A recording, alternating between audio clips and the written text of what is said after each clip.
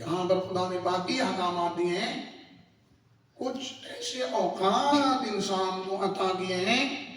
ان اوقات میں تھوڑا عمل لیکن اجر اور ثواب زیادہ، یعنی تھوڑے وقت میں انسان بڑا سفر طے کر سکتا ہے، بہت بڑا سفر انسان طے کر سکتا ہے۔ ایسے اوقات ہیں، ان میں سے ایک یہ آج کا مہینہ ہے جو ماہ شعبان معظم، جس کی پہلی تاریخ ہے۔ اس میں دیکھیں پہلے مرتبہ میں تو آپ کو پتا ہونا چاہیے کہ اس کے بعد جو مہینہ آ رہا ہے وہ کیا ہے۔ اس کو کہتے ہیں ماہ رمضان المبارک۔ ماہ رمضان کو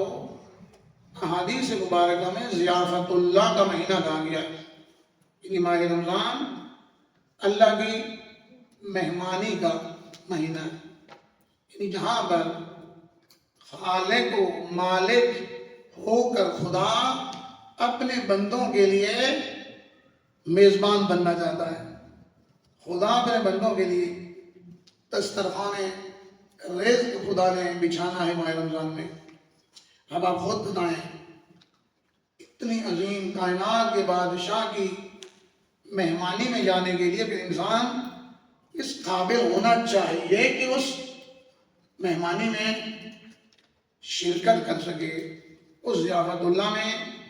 شریک ہونے کے اپنے آپ کو قابل بنا سکے۔ اب دیکھیں خدا کتنا مہربان ہے، ایک طرف ضیافت اللہ کا مہینہ ماہ رمضان کو قرار دیا،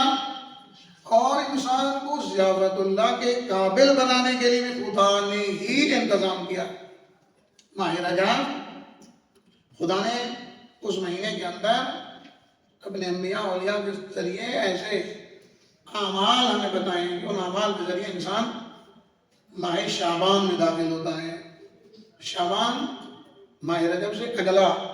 مرحلہ ہے جس میں انسان داخل ہو جاتا ہے۔ تو ماہ شعبان میں بھی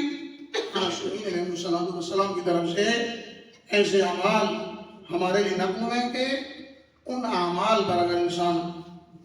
ان اعمال کے مطابق، یعنی اس پروگرام کے مطابق جو ماہ شعبان میں دیا گیا ہے، اگر انسان عمل کرے پھر اس کو مطمئن ہو جانا چاہیے کہ الحمدللہ اب میں اس قابل ہو گیا ہوں کہ ایک حقیقی انسان ہو کر اللہ کائنات کے بادشاہ کی میزبانی میں، کائنات کے بادشاہ کے دسترخوان پر بیٹھنے کے قابل